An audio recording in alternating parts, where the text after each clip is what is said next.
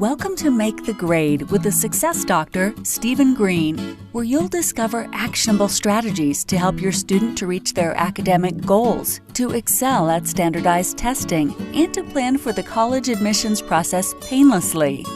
And now, here's your host, Dr. Steven Greene.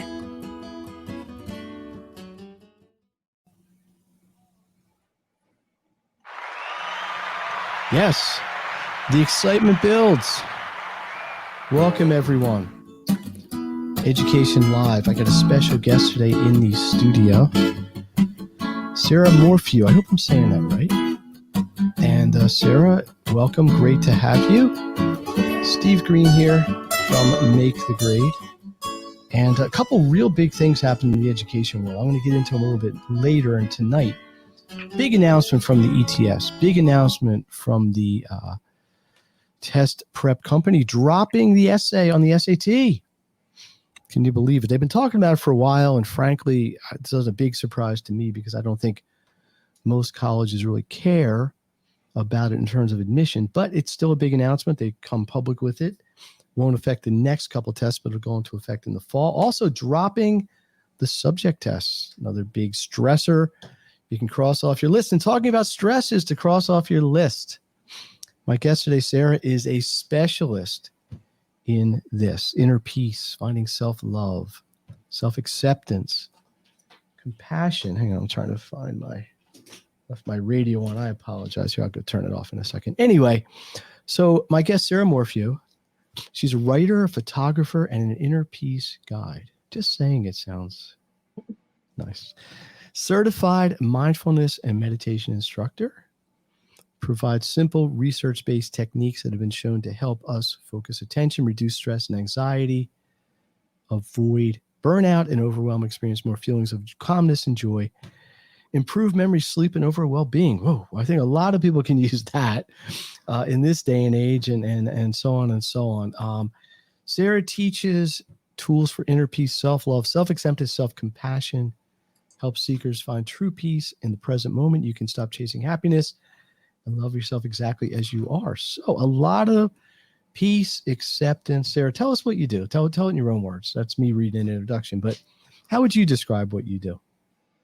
Well, I think as far as peace is concerned and inner peace, what tends to happen is we have so much going on in our lives in the world, and we tend to say, well, if once this happens, then I can have happiness, or once this happens, the stress is gone, then I can relax. But what we're doing is we're just pushing it off, and we're giving our power and our control to an outside circumstance. And I think we have had that experience before where we're thinking, well, once this happens, then everything will be great. But once that happens, it doesn't really change anything about us or who we are. And maybe that happiness or that joy is fleeting. Maybe either it doesn't give us what we hoped it would, or it does, but it's momentary, and then there's always something more. So the point is that we can be responsible for our feelings, and we can be responsible for our state of being. That doesn't mean that things in the world aren't going to affect us, but it means that we can train ourselves to focus our attention on the present moment, to come back to this state of a more peaceful state. And then the more we practice that and the more we do it, it becomes more natural. And then things that pull us out of that state, it's easier for us to get back into that state. And we're not giving that power to something externally. We are taking that responsibility for ourselves. So if I can interpret what you said just a little bit, it comes down to a personal choice, taking sort of control of your situation. Now, keep in mind, a lot of people that listen to this, a lot of people in my audience are often parents. They've got kids. Well, obviously, if they're parents, they have kids. They got kids in school, which is stressful. They got a lot going on. They're juggling 100,000 things. And I think it's sometimes important just to stop and take a breath, right? But I think you're going beyond that, right? You're taking it to another level. Is there a typical, like, kind of one size fits all therapy? I don't know, maybe that's not the best choice of words, but what would you do if somebody who came to you and said, I need help, pull my hair out, I'm stressed, my blood pressure's up, what do I do? Where do you start? Yeah, obviously everybody's different and everybody has their own thing going on in their life that, people might need vitamins, people might need exercise, people might need, doctor therapy. There's so many things that people can need. So I don't think it's always a one step fits all, but I do think there are techniques that are really easy and simple that everybody can use. Do you want me to just do something really simple for a couple seconds right now to get us into a present moment? Okay. Yeah. I mean, let's do it. I'm ready. I'm ready. So straighten your spine. First of all, just straightening our spine, and we can keep our shoulders relaxed. We can keep our face relaxed, but just straightening our spine can help us come to a more alert state. So even just doing that can kind of help us focus more. We can stay seated or standing for longer periods of time. We can remain more comfortable. So just that is really simple. Then if we tell you, it really does feel, because you get so sort of tight. Actually, it does feel. I'm going to try to stay straight here. Yeah. Go ahead, And you can actually breathe a lot more deeply as well. Like your lungs are open, so you can take fuller breaths. So you're actually putting more oxygen into your brain and into your body as well when you're straightening up. So that's so easy, right?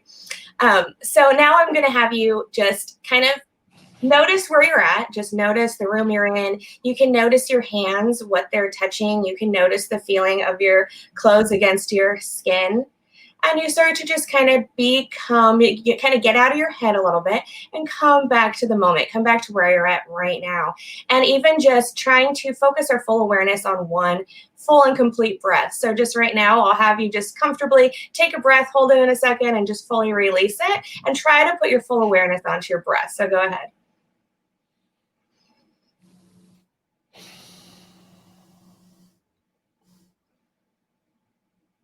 And so do you even notice a little slight difference right there from what we just did? I got to tell you, and I don't mean to sound, I don't know what word to use, patronizing, but it really does make a difference. Just kind of slow, and even for 40 seconds. Yeah. Everything kind of just slows a little bit, and it's nice. Yeah. Okay, so the trouble is, if I think everybody kind of knows we should be doing this, right? Everybody has some awareness of I'm stressed, and most people turn to the easy fixes. I'll call drinking, and maybe it's worse, so to speak. Is there a reason you think why people don't just take better care of themselves? I mean, is it just easier to do something that's a fit? Our society, everybody wants like a pill to fix everything. I don't want to generalize, which I think I am, but these are not complicated techniques. I'm sure you go deeper with people, and we can get into that, but. Is there a reason why you think people just don't invest the time in themselves to do this more? So I think a big part of it is we're habit forming creatures. Like we do a lot of things on kind of autopilot. So obviously we get up in the morning, we brush our teeth, we go through the same things we do. Sometimes, if we're commuting to work, we drive to work, and we can kind of get to work and say I don't even really fully remember how I got here. I know I obviously drove, I was obviously safe, but I don't really have that I wasn't really fully present during this routine. So we do these things every day. So it becomes automatic. We don't really have to think about it. And so then what happens is, there are a lot of areas in our life where we're kind of going on autopilot. So things are just kind of going with normal. And when we get to the point where we realize we want to make a change, it can be really hard to change those habits, right? So we're trying to make changes. It's difficult. So I think we just have to be patient with that. And then there are different things we can do. So the first step is awareness. So that's what a lot of times mindfulness does, is it helps us become more aware of what's going on. So it brings us back into the state, a present moment where we're aware, as opposed to just on autopilot, just having all these thoughts all the time. And then when we can get to that state of awareness and train our brain to come back to that state of awareness over and over and over again through meditation, when we're not being distracted, for example, then in our regular lives, we'll start to come back to that state as well. And from that place of awareness, that is when we can then start making conscious choices. So for example, somebody, we're really close to triggers us, we get defensive and we want to reply, and we get it, all of a sudden we're in a big argument, with their spouse or whoever, right? So now when the awareness comes in, we can maybe say it's hard to get to this point, but we can get to the point where we're like, okay, I realize now that my kid is pushing my buttons. Normally, I would just react to them, but now I'm aware of it, so I'm going to choose how I respond. And part of that is being able to be patient and gentle with ourselves and whoever we're with. So we're saying, okay, our kid's not pushing our buttons because they're, a bad person. They're maybe being kids, right? Or they're maybe stressed, or maybe there's something they're going through that we can then have that empathy for them. And then instead of reacting in the way we might normally, where we're mad back, we can say, okay, like, how do we actually change the situation? And then maybe the kid just needs a little extra attention or a little 5 minutes of, snuggles or humor or whatever else. And then we can go back into that difficult situation. So awareness is a really big key we have to have that awareness before we can make any changes. We're talking with Sarah Morphew. Sarah is a specialist and a coach in reducing stress, finding inner peace, things like this. And my thinking is everybody can use this anyway. But I think in the last 6-8 months, whatever, there's been so much stress from so many different directions. This is always valuable. This is Steve Greene. This is the Make Great Podcast and Education Live Thursday. Super exciting. There's going to be another one tonight. This is a rare double opportunity to get involved in this stuff. There's a lot going on. There really is. If you have any questions for Sarah or for me or for anybody, I guess, you can drop them in the comments and we can try to get to them.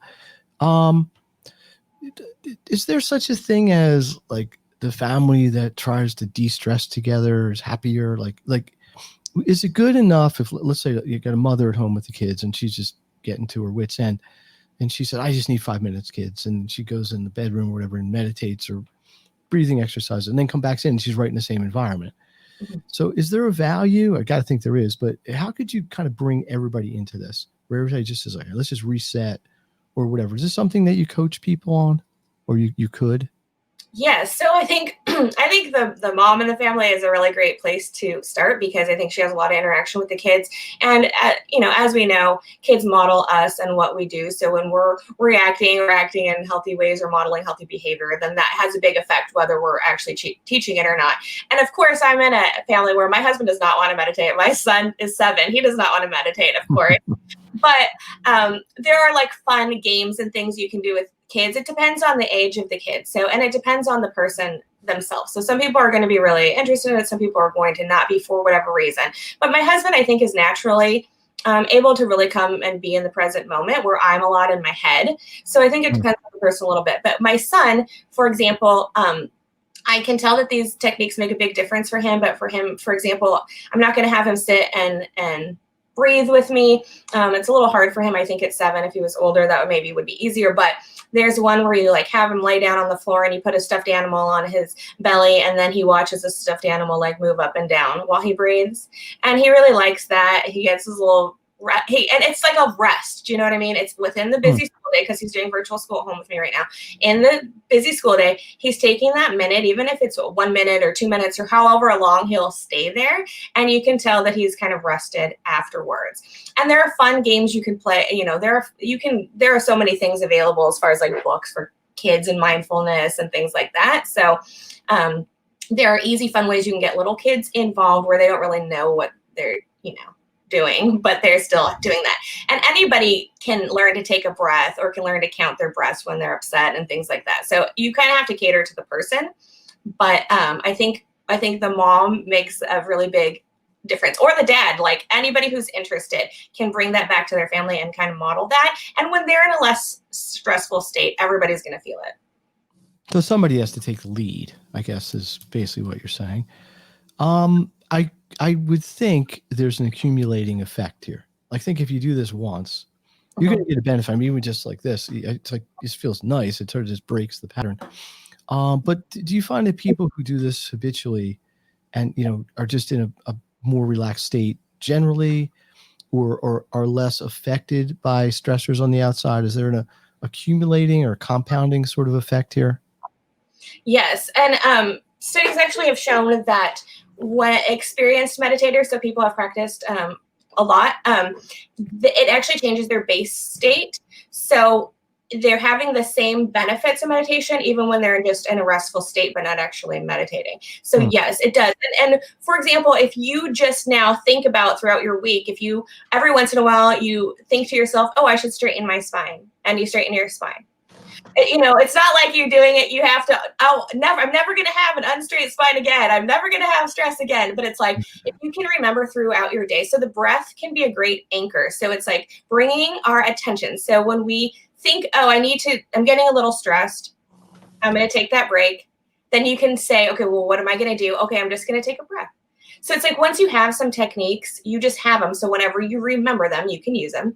And then also the more you're practicing on your own, then the more it just becomes like a state of being that you're used to, that's kind of in your nervous system, that's in your body. Because that's the thing with stress. It gets to be kind of part of who we are. It's kind of like, I don't want to use the word addictive, but like addictive or habit forming. It's like we're in this state, we're in this state, we're in this state. So we don't necessarily think, we don't really think about it. It just becomes kind of normal. So if we can change these other states or add these other states like extreme gratitude or extreme joy or that present moment feeling, the more we practice them, then the more it's easier to incorporate them into our lives. And then the more we're feeling more of that. And we're still going to, no matter how great we are, we're still in the world. Something's still going to affect us and throw us off. And maybe we're still going to get thrown off for even days or whatever else. But then we'll be aware of it. And we're gentle with us through the process, and then we come back to that peaceful. Mm-hmm. I find in the academics, often kids procrastinate doing their homework. Right? It's certainly nothing new. It probably happened back in Greece. And then the parents say, "Well, they always do this. It's normal for them to take an hour to start doing their homework." But sometimes the common practice isn't necessarily the best practice, right? And just because you get used to it doesn't necessarily, and you accept it because it's easier or whatever, doesn't necessarily mean it's the best thing. And then sometimes breaking even a bad habit is challenging. So sometimes I find in academic, and I think in life, the act of trying to break a bad habit, even though you know the bad habit is suboptimal, is almost more stressful than just keeping the bad habit. So I think this is what you were saying in a way, is you learn to live with something you're not 100% happy with because you don't want the alternative of dealing with changing it. And I hear this, parents are like, oh, I'm tired of arguing with my kid. It's their problem. Eventually they'll figure it out, or, eventually they'll figure it out. But let me ask you a couple questions. I think intuitively, this stuff makes a lot of sense. I don't think anybody's going to argue that relaxing and breathing isn't good for you.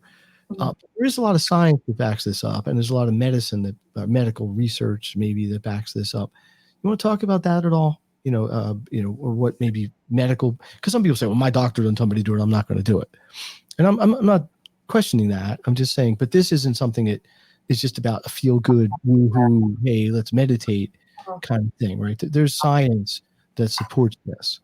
So is there anything you want to talk about specifically with that you might want to cite a little bit? Just briefly. So the American Heart Association did meditation related studies, and they found that there are many heart related benefits, such as lower stress, reduced anxiety and depression, better sleep quality, greater well-being. So the reasoning is because we know what stress can do to our body. Okay, stress can have all kinds of effects on our body. So when we are limiting any amount of stress in our lives, especially the more we can do, the better, obviously that's going to have a benefit on us. So anxiety and depression is often caused by ruminating thought. So we basically overthink. Well, what if I said this? Well, what if this? So we just go and go and go and go and go. And we kind of do that a lot and like throughout a lot of our day. So that's one of the things that meditation helps with and mindfulness helps with, is being present in the moment. So we aren't maybe focusing on our breath, or we are focusing on our breath or something, instead of allowing our mind to just keep going and going and going. And then because we're stopping that constant mind, which is usually not healthy. We're not usually thinking of like healthy things. So that helps us have less anxiety and stress. And also studies have shown that wandering mind is not a happy mind. So even if we're thinking of things that we think are good, like daydreaming about something happy, we're actually still happier in the present moment. So even just like the act of doing homework with our kids, or the act of washing the dishes, or something that we think is so mundane, when we're really present with it, it's actually can be just a beautiful experience of being alive in this moment.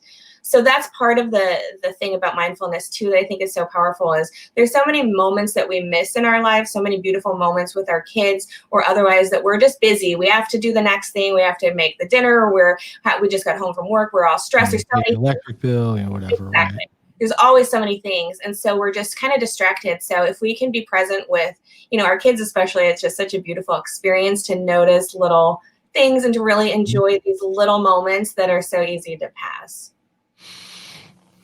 Sarah Morphew, guest on Education Live Thursday today. I'm Steve Greene. We are back here 8:00 tonight. This is a rare double bonus Thursday. I'm feeling more relaxed. I hope everybody else is as well. Sarah, what's got you into this? Did you have some epiphany where one day you just, I don't know, something opened up and you said, this is what I want to do with my life? Or was it something you just always were drawn to? Do you want to tell a little background on how you got into it? I think it was something that I was always a little bit drawn to. I think my childhood was a little bit rocky in some ways. And so I felt like I never felt like that, like really peace and happiness or whatever. So I always thought that, as a teenager, even I was like, can I just be happy? Like maybe I could just be happy. And I didn't really know what that even looked like. I didn't really know if that was possible. But so just throughout, I think meditation can do a lot as far as, I think the biggest point, like I said before, is your happiness isn't dependent on anything external.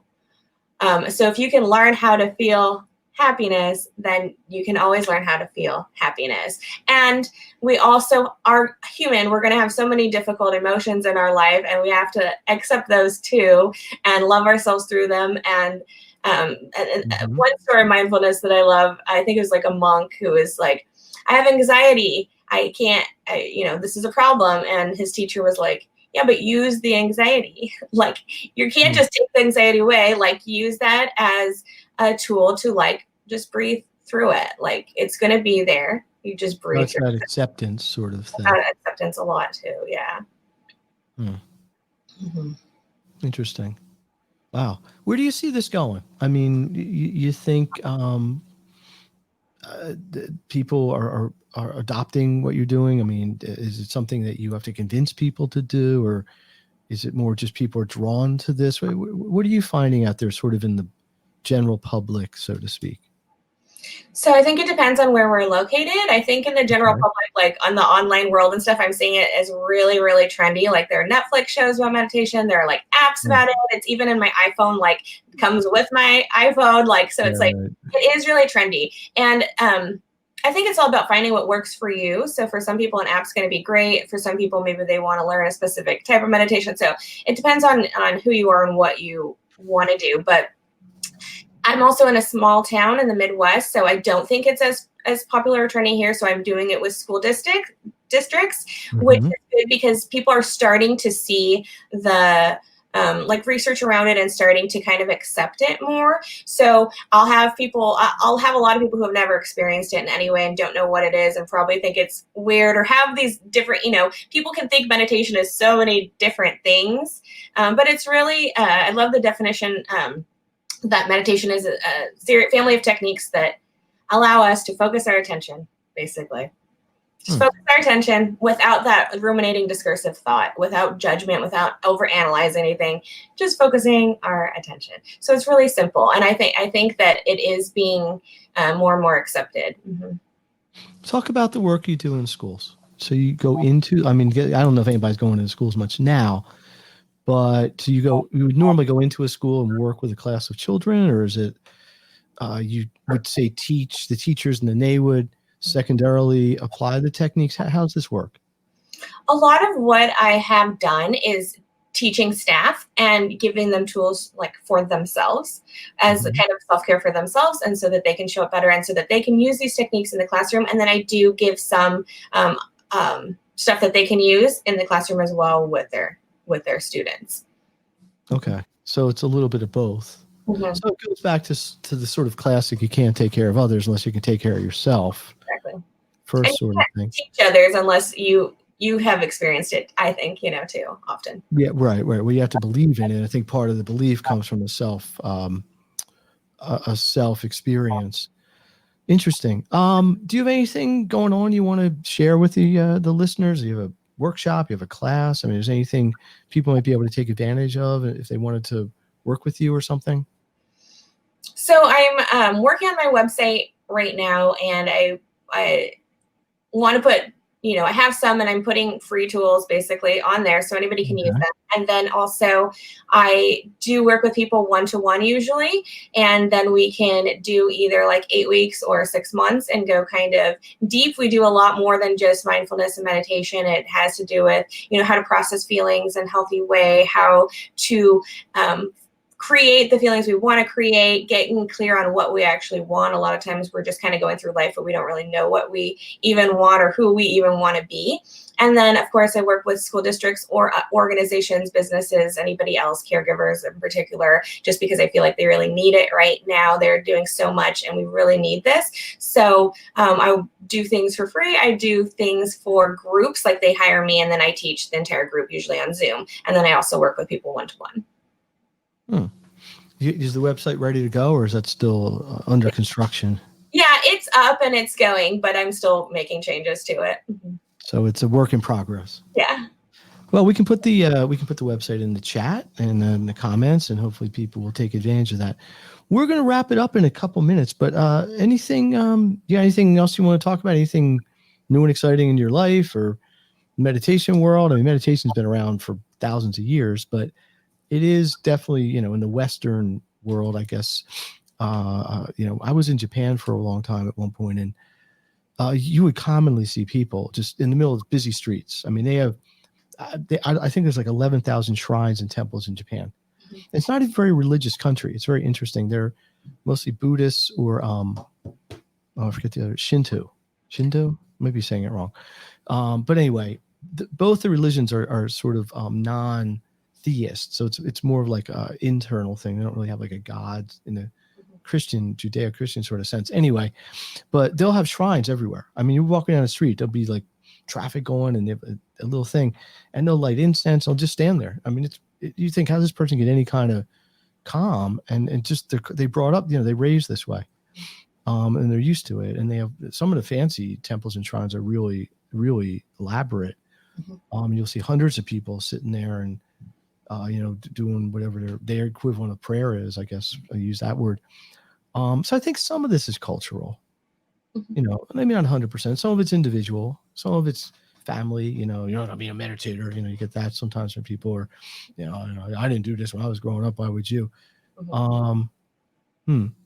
Let's do this to close it out.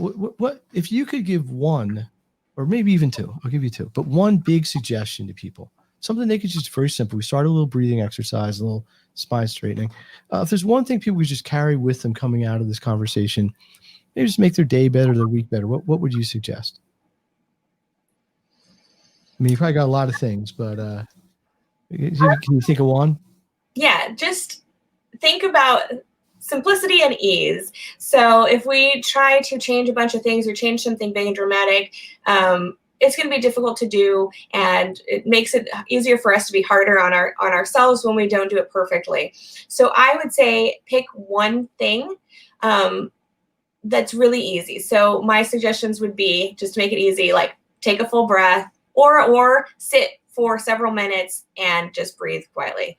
I have a meditation that's 5 minutes on my website that anybody can have, and you just sit quietly and breathe for 5 minutes. So taking a breath, thinking or saying something you're grateful for, or just, I would say pick one of those two things and just do it every day at any time you feel like it. So in the morning, I'm going to take a breath every morning, and I forgot this morning, but now I remembered, so I'm going to do it now.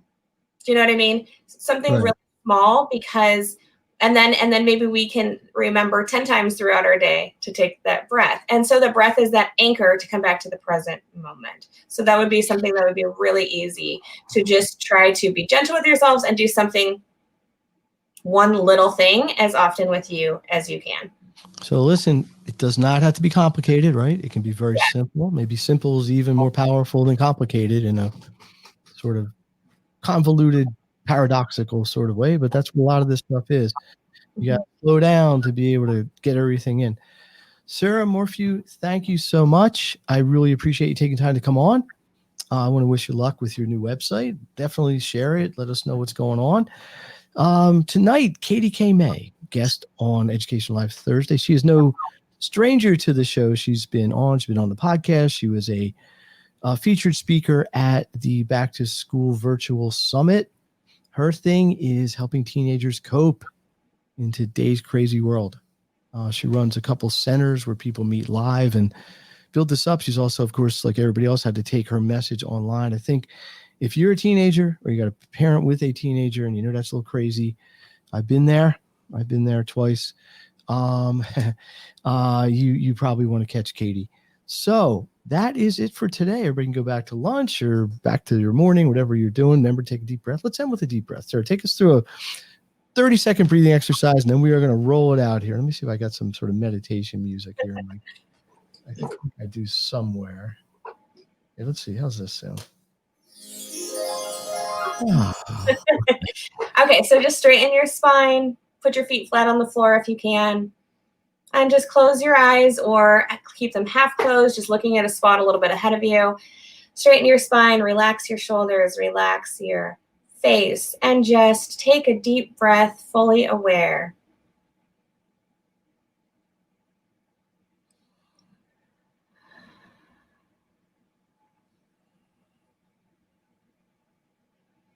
Simple. Perfect. There we go. All right. I'm feeling relaxed. I'm going to try to stay this way the rest of the day. Thanks again. I'll see everybody later tonight. Sarah, thank you. And see everybody later. Thank you for having me. You've been listening to Make the Grade with the Success Doctor, Steven Greene. If you enjoyed this episode, be sure to subscribe. For more resources and support, please visit makethegrade.net.